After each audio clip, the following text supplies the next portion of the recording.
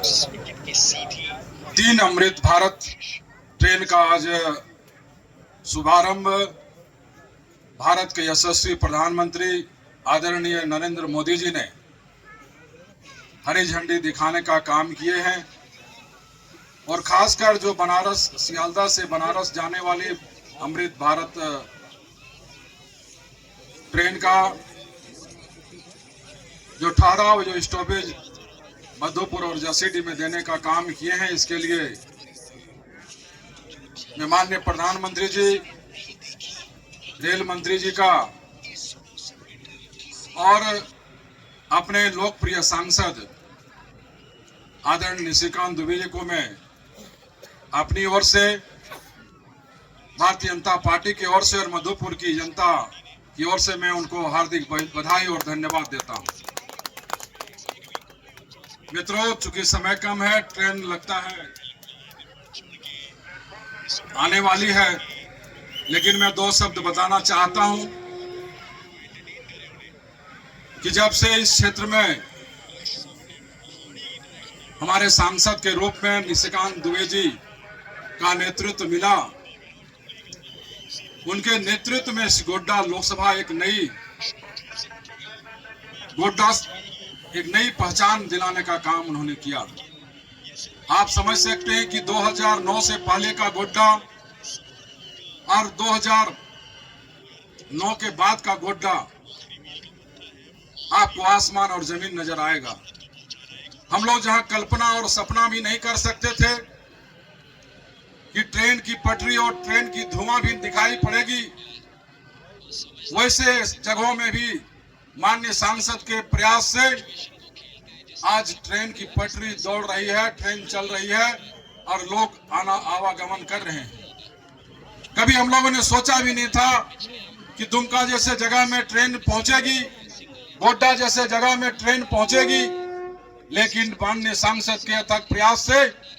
आज ट्रेन की पटरी ही नहीं, बिल्कुल लोगों का आवागमन भी हो रहा है। यह माननीय निशिकांत दुबे जी का देन है। हम लोगों ने सोचा भी नहीं था जब वो बोलते थे कि गोड्डा में ट्रेन जाएगी, दुमका ट्रेन जाएगी, जब वो बोलते थे कि यहाँ पर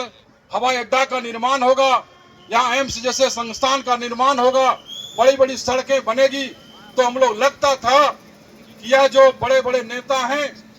ऐसे ही बड़ी बड़ी बात करते हैं। लेकिन मित्रों, मुझे गर्व है इनके बोले हुए जो इन्हें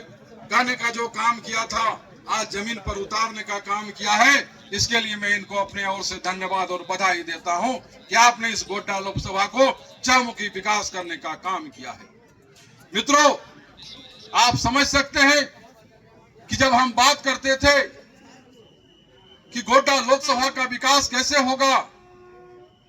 आप कल्पना नहीं कर सकते हैं कि यहाँ की जो आज मधुपुर की जो स्थिति है, लगता था कि यह मधुपुर स्टेशन अब उजड़ता हुआ जा रहा है।